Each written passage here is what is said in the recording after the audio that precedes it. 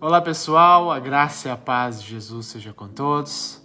Graças a Deus, mais uma noite, mais um encontro, mais uma reunião maravilhosa, a qual nós podemos estar falando do melhor assunto, do melhor papo, da melhor conversa a respeito de nosso Deus. Tudo aquilo que nosso Deus é, tudo aquilo que Deus nos ensina, e é uma honra, é uma dádiva poder conversar com vocês a respeito das palavras de nosso Deus. Amém? Deus seja louvado por tudo. Pessoal, estamos quase terminando. Falta hoje e mais 3 tópicos. Hoje nós estamos no 25º dia e está basicamente terminando a respeito do livro Kryptonita. E o tema de hoje, igreja, a qual nós vamos conversar, ele é titularizado como Matando a Kryptonita. Então vamos lá, vamos falar um pouquinho sobre isso. Eu não vou abordar muito sobre este capítulo, sobre esse tema, porque aqui John ele fala de uma experiência pessoal ao qual o Senhor trouxe libertação, e não só a libertação, mas trouxe a liberdade.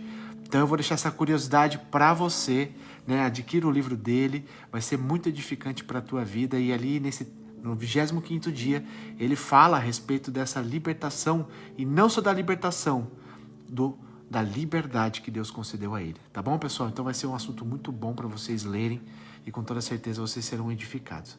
Então hoje fala assim, matando a Kryptonita. 3 cenários, ele aborda 3 cenários aqui que aflige os cristãos, as pessoas que querem servir a Deus, sobre o quê? Sobre o respeito do pecado. Então o primeiro ele diz assim, primeiro existem aqueles que escolhem ignorar o pecado por causa de seus corações duros. Então, estão ali basicamente imunes à realidade de partir o coração de Deus. Então, olha só o que eles falam, O Senhor lamenta sobre eles, que diz assim, Jeremias 8:12. Olha só, ficaram eles envergonhados de sua conduta detestável? Não, eles não sentem vergonha, nem mesmo sabem corar. Então, pessoal, existem pessoas que têm um coração tão duro, um coração assim tão impenetrável, que eles não aceitam de forma alguma a palavra de Deus, que traz o confronto para o arrependimento e uma vida de santidade. E é isso aqui que em Jeremias nós encontramos. Jeremias 8:12, o próprio Senhor fala assim, olha, ficaram eles envergonhados de sua conduta, ou seja, eles estão fazendo tudo errado. Você acha que eles sentem vergonha disso que eles fazem? De jeito nenhum. Você acha que eles sentem vergonha dessa vida detestável que eles praticam, que eles vivem? De jeito nenhum. Eles não sentem vergonha, nem mesmo sabem corar. Então, pessoal, é muito profundo isso. A consciência deles, desse tipo de indivíduo, que está classificando aqui, é pessoas de consciência fraca, Às vezes, até o ponto de ser o quê? Cauterizado. Não tem sentimento algum a respeito da palavra de Deus. Vivem sobre o seu próprio estilo, da tua maneira, do teu achismo, do teu querer, do teu desejo. Eu tenho, eu sou, eu posso e pronto, acabou. Infelizmente, existem pessoas assim. Então, segundo padrão, o segundo que ele aborda aqui é tão perigoso quanto este que a gente acabou de abordar. Por quê? Porque existem aqueles que acreditam na mentira de que todos nós somos pecadores por natureza e que o sangue de Jesus é poderoso bastante para nos livrar da sentença, mas não da escravidão do pecado. Aqui mora um grande perigo, pessoal. Por quê? Porque nós fomos, sim, libertos do pecado pelo sangue de Jesus Cristo, Todos aqueles que creem em Senhor Jesus Cristo, que aceita, e entra nessa aliança de Jesus Cristo, é batizado, nasce uma nova criatura, e passa agora a ter, o sangue de Jesus aspergido sobre a vida dela. Boa noite a todos. Então o que acontece? Esse tipo de pessoa, ela entrou nesse estilo de viver, ela entrou agora numa aliança profunda e eterna que é Jesus Cristo. Porém, mora um grande perigo aqui. E o que o autor aqui está abordando a respeito disso? Porque eles agarram, olha só, eles agarram firmemente a verdade de que nos tornamos santos em Cristo, mas acreditam na mentira de que não é necessário viver uma vida santificada. Esse era o tipo de ensinamento propagado lá na igreja de Tiatira, que a gente estava abordando, que Paulo aborda essa mentalidade, o que especificamente quando ele escreve a carta para Romanos, capítulo 6, verso 12, que ele diz assim, que diremos então, continuaremos pecando para que a graça aumente? De maneira alguma. Nós, os que morremos para o pecado, como podemos continuar vivendo nele? Pessoal, É uma coisa óbvia e uma coisa muito esclarecedora através da palavra.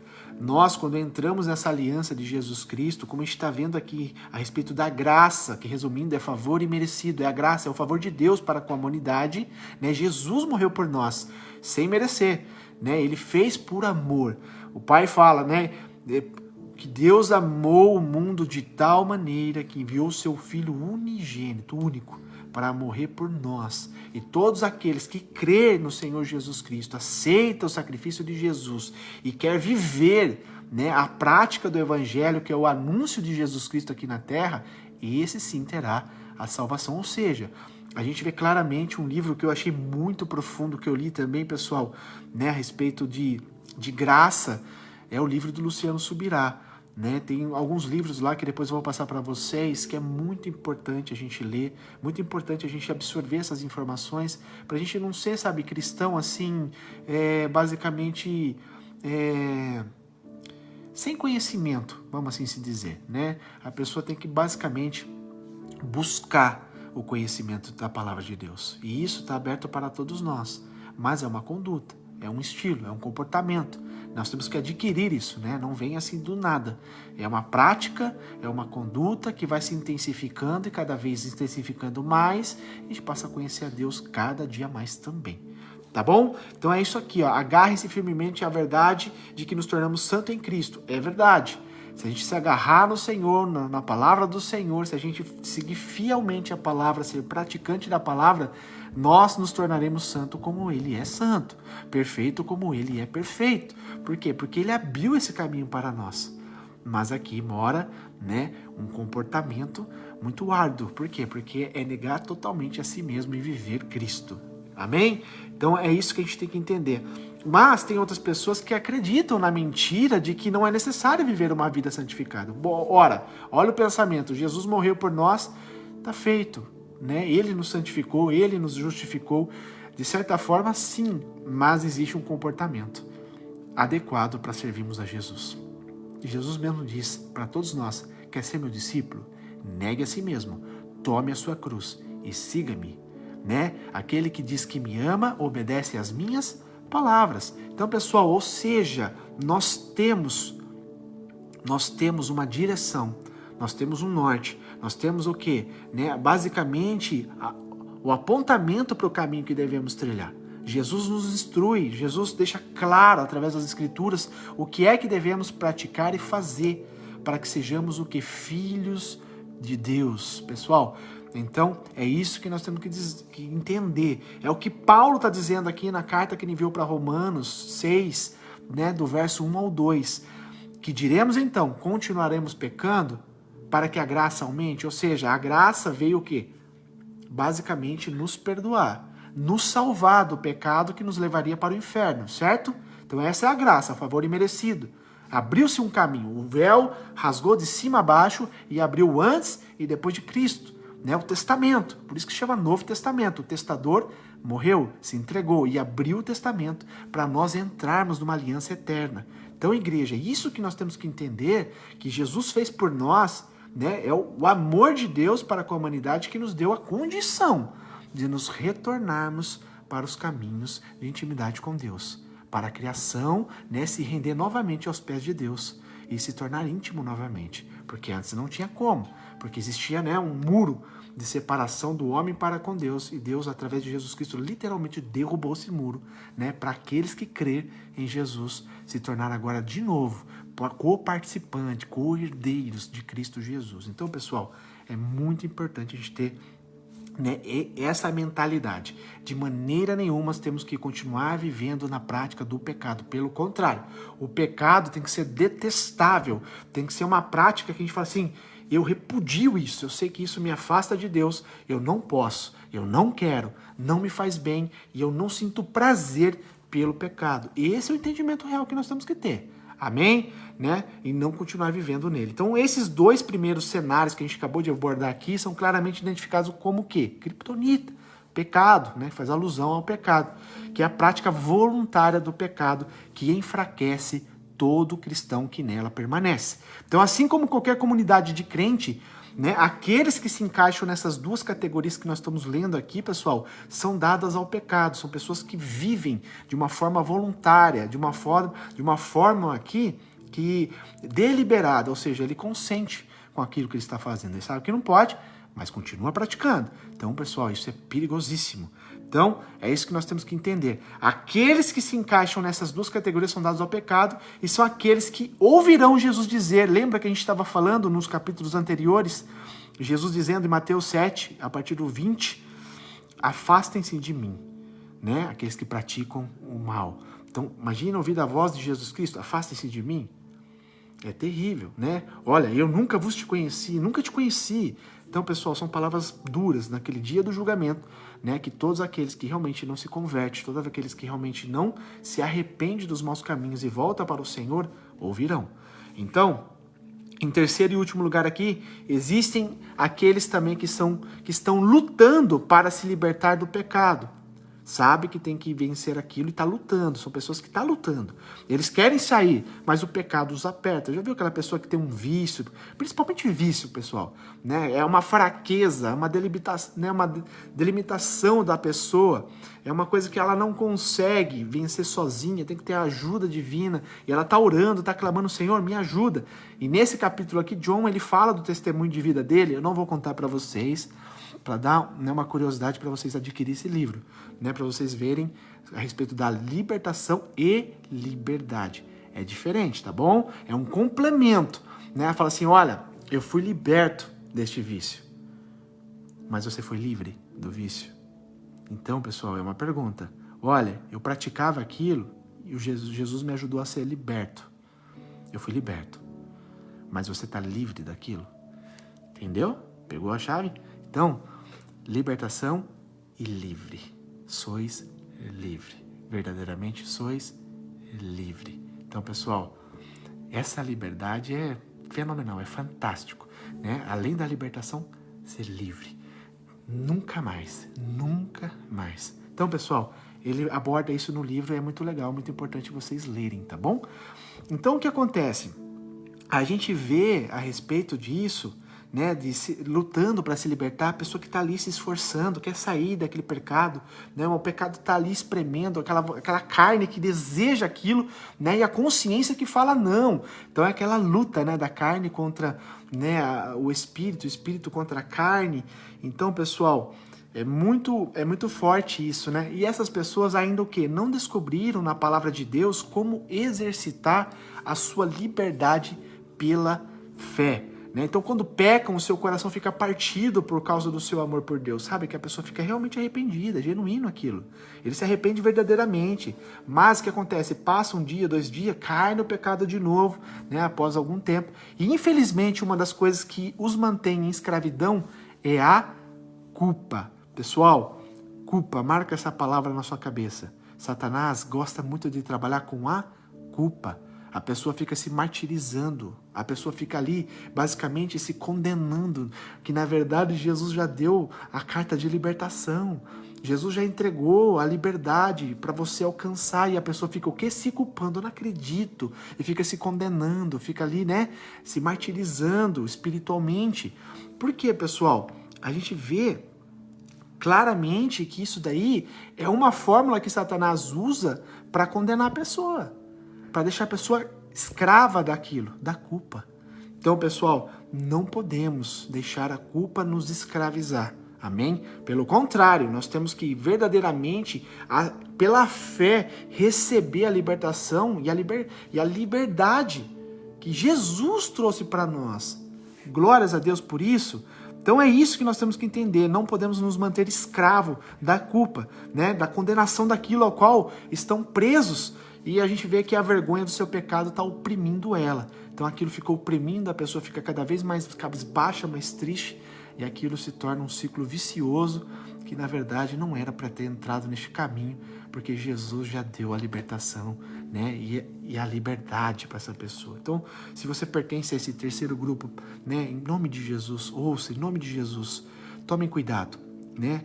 Olha só que a gente lê em Lucas 17, 3, 4, né, se o seu irmão pecar, repreenda-o, e se ele se arrepender, perdoa-lhe. E se pecar contra você 7 vezes no dia e 7 vezes voltar a você e disser, estou arrependido, perdoe-lhes. A razão pela qual o nosso mestre aqui está nos dizendo para perdoarmos alguém, pessoal, né, que peca, mas se arrepende genuinamente várias vezes por dia, é porque eu e você, nós devemos perdoar assim como o nosso Pai Celestial nos perdoa também. Leia Efésios 4:32 na tua casa. Então, da mesma maneira que Deus nos amou e nos perdoou, né, do nosso pecado, da nossa transgressão, assim nós devemos fazer com o próximo também. Amém? Isso são as características do Evangelho, as características do quê? Do amor de Deus. Em nome de Jesus Cristo, isso tem que estar dentro do nosso coração. Se você não tem facilidade em perdoar, se você não tem facilidade de pedir perdão, busque no Senhor, tome uma decisão. Isso é uma decisão, você se decide a praticar o perdão. Você se decide a buscar pedir perdão. E isso é transformador, libertador. Você recebe, né, um sentimento, você recebe algo espiritual que te liberta daquilo e você fica livre do sentimento, da culpa e de todos aqueles sentimentos maldosos que Satanás oprime as pessoas e escraviza as pessoas. Então, pessoal, é isso que nós temos que entender. Por favor, saiba que se você pecou várias vezes, mas toda vez se aproximou de Deus genuinamente, de coração, com o coração partido em verdadeiro arrependimento, você tem que ter a total certeza, né, que Deus está te perdoando. Em nome de Jesus, o sangue de Jesus o perdoa como você nunca tivesse pecado. Isso é ser coberto pelo sangue de Jesus Cristo, aspergido o sangue de Jesus. Lembra? Vou fazer uma menção aqui para vocês. Vocês lembram no Velho Testamento, quando tinha a Arca da Aliança? Quando você lê a respeito da Arca da Aliança, até a construção dela, a gente sabe que ela foi ali construída, um caixote, né? Banhada a ouro, né? Toda a superfície dela foi tudo em ouro, as laterais, tudo em ouro. Foi feito de ouro e em cima dela havia uma tampa. E essa tampa, dentro da tampa que estava fechado aqui, existia o que? O pecado. Existiam os mandamentos que foram transgredidos. Lembra da tábua do mandamento? Ali estava o mandamento. Ali estava o que? A vara de Arão. Lembra da maldade dos homens em querer o cargo de Arão? A qual a vara de Arão floresceu, deu amêndoas. Lembra? Ali estava o maná. Lembra do maná que caía do céu todos os dias e o povo reclamava? Então ali estava a escória. Ali estava a maldade, ali estava o pecado, mas tinha algo que cobria da face de Deus. E ali em cima estava sendo aspergido o sangue de um cordeiro, fazendo o quê? A menção a Jesus Cristo, que milhares de anos para frente viria, se entregaria por mim e por você, e seria agora aspergido o sangue de Jesus sobre a nossa vida definitivamente, de uma vez por todas. Então lá era um ato profético, um ato ali para realmente encobertar o pecado, não era perdoar, encobertar o pecado, que era aspergido o sangue, né? Uma vez por ano, ali o sumo sacerdote entrava, clamar por ele, clamar pelas famílias, pelo povo, e agora, pessoal, Jesus, o sangue de Jesus nos cobriu, e o sangue de Jesus nos lavou. Então, todos aqueles que entram na aliança de Jesus Cristo é perdoado, santificado e justificado. Amém? E agora basta, agora eu e você temos que praticar este caminho. Este caminho do quê? De obediência, de santidade, santificação progressiva, sempre progredindo, progredindo e progredindo, e não regredindo. Amém? Então é isso que nós temos que entender, pessoal. Esse é o terceiro cenário, né, que é o perdão, que é o presente gracioso de Deus para conosco. Então, só recapitulando, hoje a gente entendeu claramente, existem 3, né, características principais. Aquele que realmente tem um coração duro, realmente aquela pessoa que tem um coração, né, basicamente de pedra, que não aceita de forma alguma a palavra de Deus e recusa receber a palavra de Deus. Existe aquela segunda característica, que são aquelas pessoas, né, que claramente vive uma vida de pecado, são aquelas pessoas que voluntariamente, né, ela peca contra o Senhor e a consciência dela é fraca. Então tem a terceira e última que a gente está vendo aqui, que realmente não são que nem a primeira, não são que nem a segunda, que acredita na mentira, né, de que Jesus por si próprio já está tudo certo, eu posso viver de qualquer maneira, ou ser parcial com o evangelho. Aqui mora um grande erro, né? E tem a terceira que realmente quer servir fielmente ao Senhor. O desejo do coração é servir fielmente, mas ela começa a se culpar de alguma fraqueza sua ou de uma limitação sua, e através desse sentimento de culpa ela se torna escrava. Então, pessoal, nenhuma delas tem que pertencer a nós. Nós temos que verdadeiramente servir ao Senhor de todo o nosso coração, com todas as nossas forças, né? Não deixar a religiosidade entrar no coração, ser muito sensível à voz de Deus, porque também a religiosidade nos bloqueia de um monte de coisa, inclusive de uma comunhão mais profunda com Deus, né? Não é a religião que traz você para perto de Deus, é um coração contrito, é um coração íntegro, é um coração de fidelidade, é uma pessoa que realmente quer se desviar de todos os caminhos a qual Deus detesta. Amém? Então é isso que nós temos que viver. É fácil, prático, literal, simples, não tem segredo. É ser íntegro, fiel, temente à palavra de Deus e se desviar dos maus caminhos. E Deus vai te mostrando, o Espírito Santo de Deus vai te orientando em tudo que você deve fazer. Salmos 32, 8. Leia na sua casa, marca aí no seu papelzinho. Salmos 32, 8. Leia e você vai ver que explica literalmente o que eu estou dizendo hoje. Amém, pessoal? Glórias a Deus. Uma palavra simples, esclarecedora. Amém? Vamos orar e agradecer a Deus por este momento? Pai, quero te agradecer de todo o meu coração. Muito obrigado pela palavra de hoje, Pai. Nós vemos claramente, Senhor, que nós temos que ser fiel a Ti em tudo. Nós temos que ser temente a Ti, Pai, em tudo. Nós temos que ter um coração íntegro ao Senhor em tudo. Pai, em nome de Jesus, nos perdoa, Pai, por muitas das vezes criassem-nos razões, criassem conceitos, criassem, Deus, religiosidade, criassem, Deus, misticismo, seja o que for, Pai, que espécie for, Senhor, Deus, de sentimento ou de ideia, Senhor Deus, que é a qual, Pai, a Tua palavra não respalda. Nos perdoa, Senhor Deus, dos maus caminhos. Nos perdoa, Senhor Deus, muitas das vezes, Senhor Deus, deixarmos a fraqueza entrar no coração, ou qualquer sentimento de culpa entrar no coração. Nos perdoa, querido Espírito Santo de Deus. Ilumina agora a nossa mente, o nosso coração, traga sobre nós restauração, fortalecimento, esclarecimento, Pai, para que nós não venhamos errar, não venhamos pecar, e muito menos, Senhor Deus, criar conclusões para a qual, Senhor Deus, o Senhor não respalda. Pai, em nome de Jesus, eu te peço a bênção do Senhor, a graça e a paz sobre cada família, cada pessoa que está me ouvindo nessa noite, e que o Senhor possa trazer sempre o direcionamento e elas possam sempre estar sensíveis à Tua voz. Assim nós te agradecemos, em nome do Pai, do Filho e do Espírito Santo de Deus. E todos que recebem, diga amém. Graças a Deus. Amém, pessoal? Deus abençoe. Fiquem com Deus. Uma excelente noite para todos vocês. Que Deus abençoe a família de vocês. E amanhã estaremos aqui com mais um tópico. Lembrando, estamos terminando já a respeito do livro. E amanhã eu vou fazer um pouquinho mais cedo, porque amanhã eu tenho um compromisso com a igreja às 19 horas. Tá bom? Que Deus abençoe cada um de vocês. Fique na graça e na paz de Jesus.